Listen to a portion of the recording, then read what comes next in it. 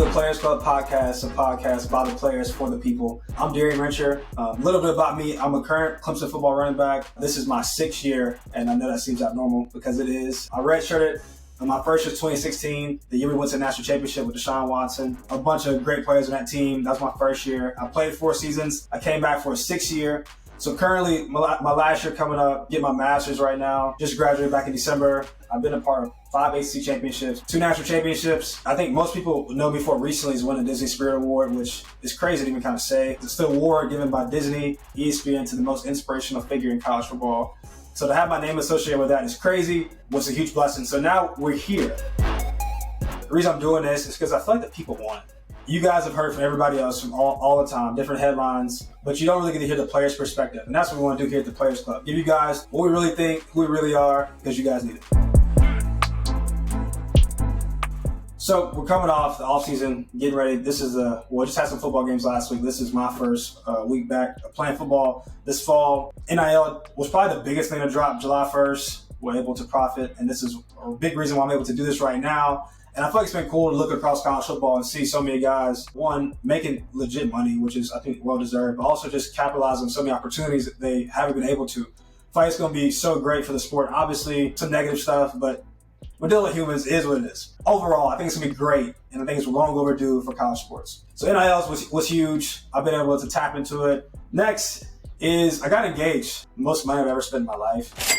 So bought a ring, put it on her. She said yes, thank God. So getting engaged, getting married in April. Personal goals, really I just want to continue to be a good teammate, finish the season off well, get a natty. If I win another national championship, I'll be 3 of 6, which is batting 50%. Other personal goals, score some touchdowns, see if I can get a shot in the league. Our team goals are win the opener, win division, win the conference, and then win the closer. So hopefully the closer is the natty. Like I said, I've said a couple times, it's my 6th year. I've been a part of some really, really good teams, really great players, first rounders, 5 stars, all of the above. And each team has its own identity. But this year's team I'm excited about, man. Like honestly, this year's team's got like a little edge to it.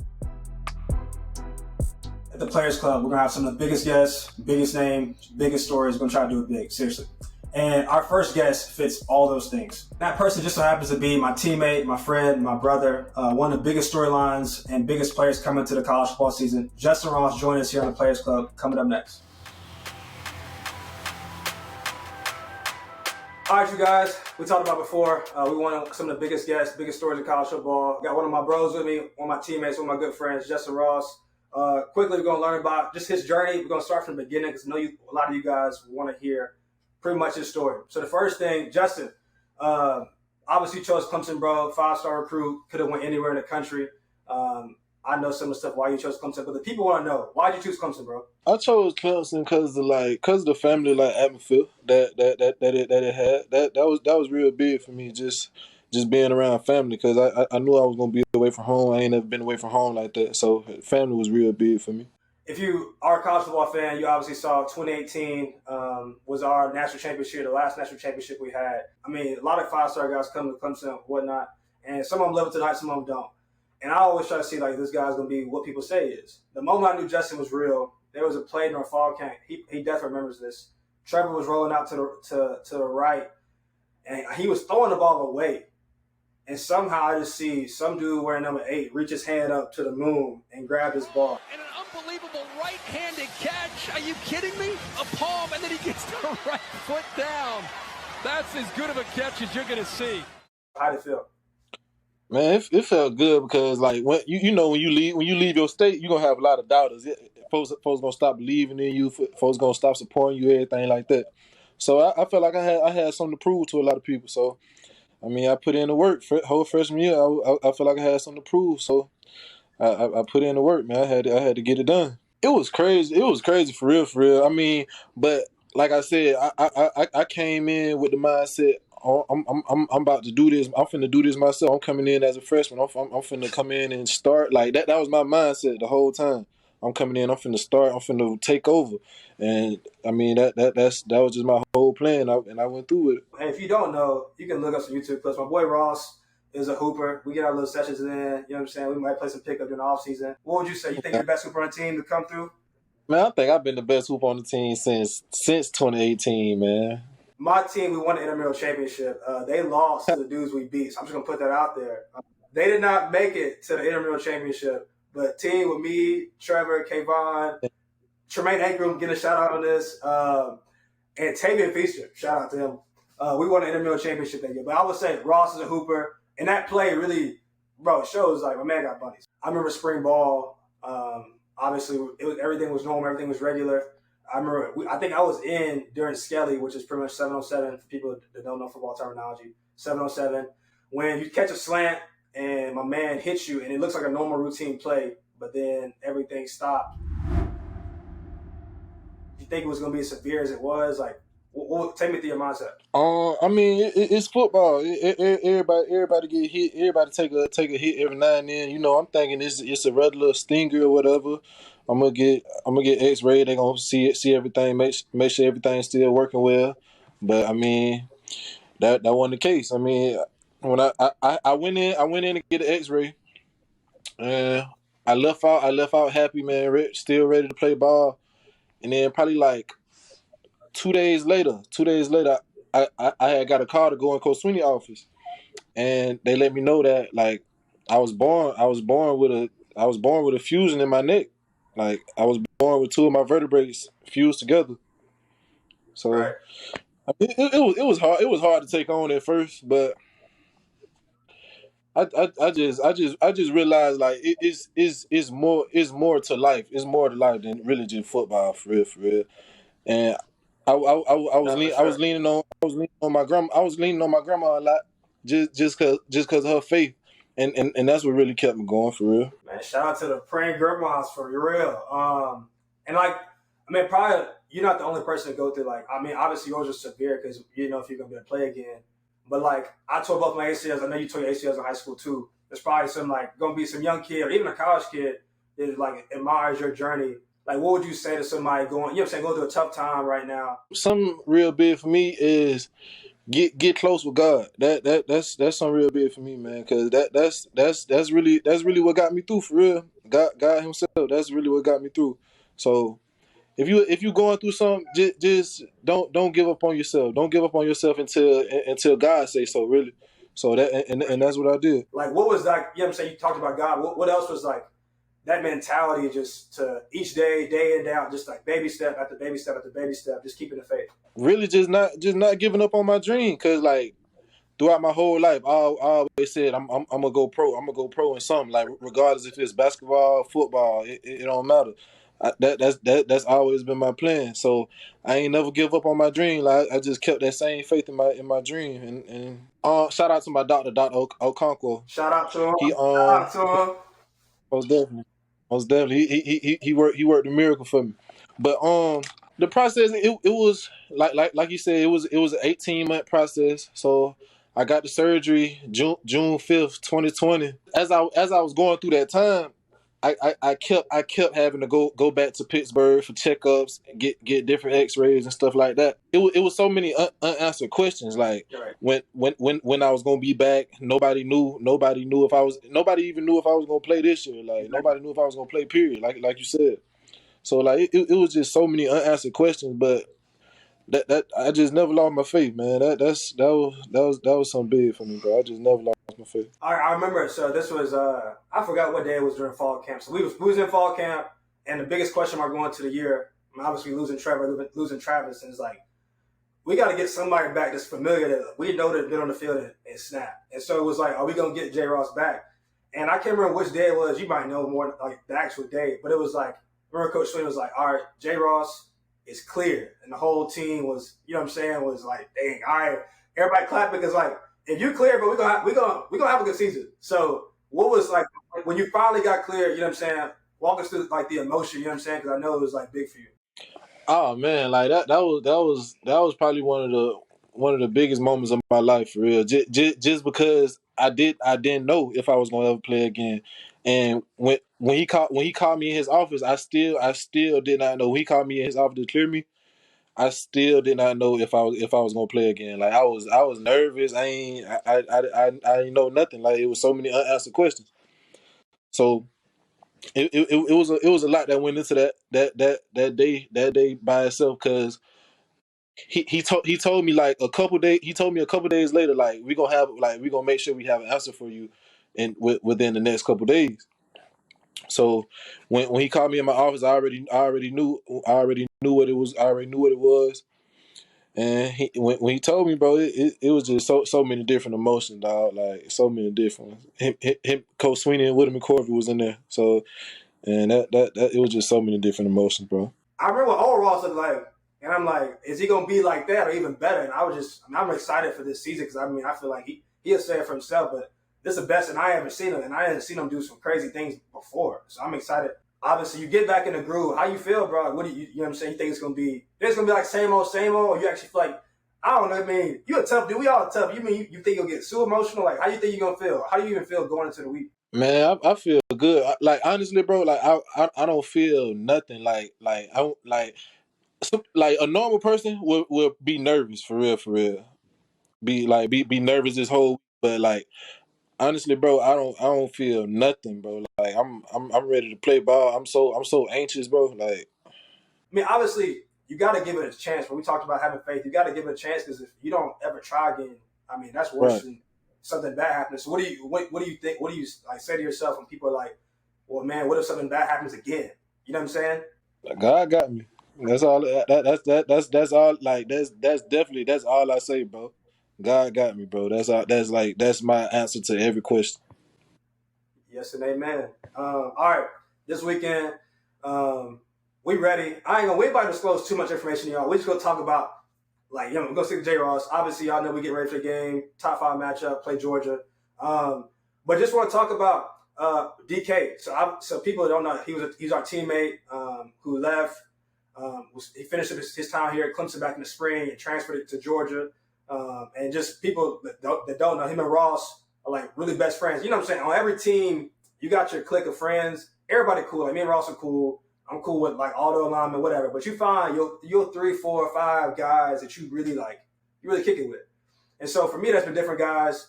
But like for Ross, him and DK are close. But how does it feel? You know what I'm saying? I don't know if he's gonna travel with you. Like we'll see. How does it feel to be going against one of your best friends this weekend, bro? Man, it's like everybody hyping it up, but really like me and DK, we competed like back in 2019. We competed every day. Like For real. he guarded me every day. Bro, we can really treat it like practice for real. Just compete. Both of us just go out there and compete, bro. No doubt. Even to that, like I do remember. I mean, they one-on-ones. Like he would win a rep. It was like I don't know if it's even. I might give you some more credit. I don't know if you won more than he won. But no, I mean, obviously people overhype it because yeah, you know what I'm saying. It's good talk. What's your pregame ritual? A couple of things that you got to have going into the game.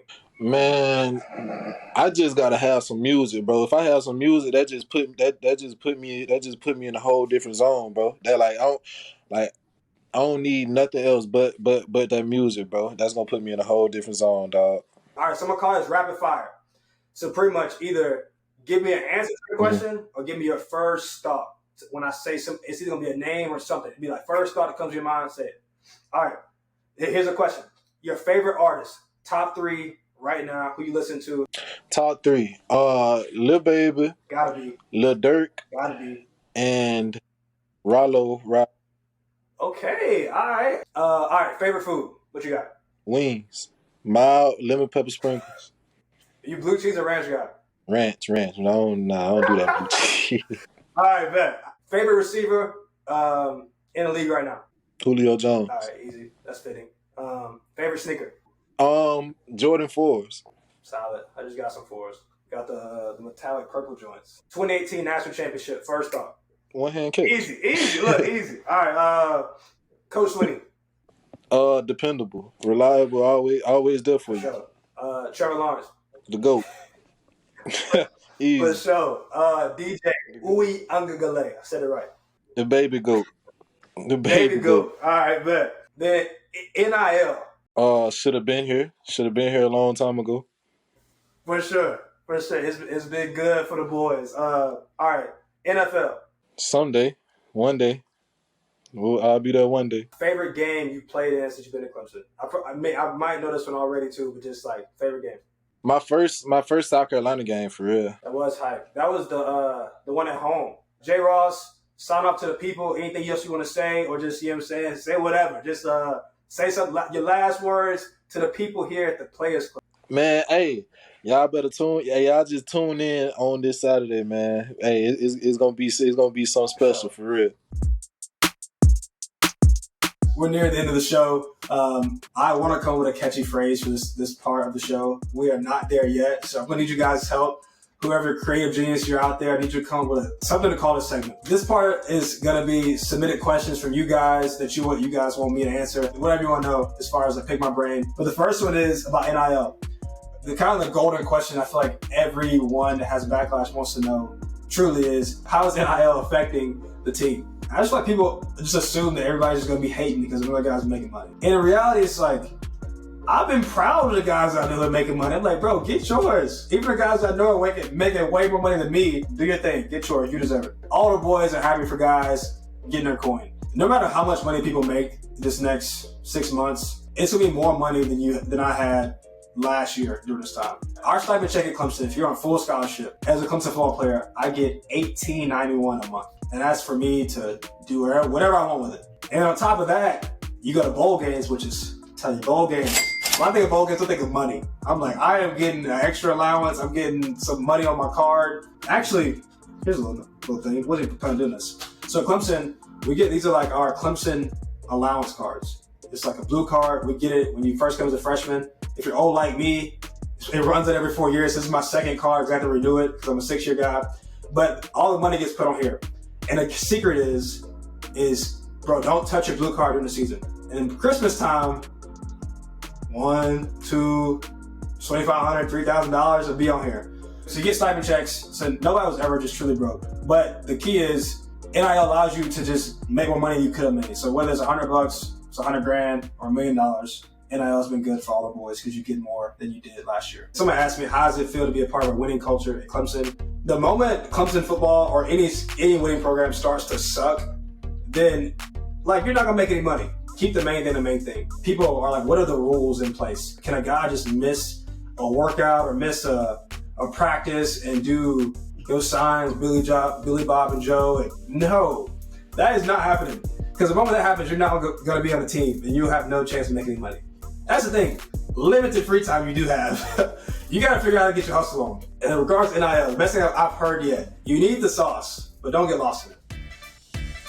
That goes to the next question. In regards to recruiting, how much do the current players get involved? Do we care? Yeah, I feel like recruiting is huge. Like, you meet a lot of these guys on official visits. You bring family, you get good food, you gotta pay for it because the rules.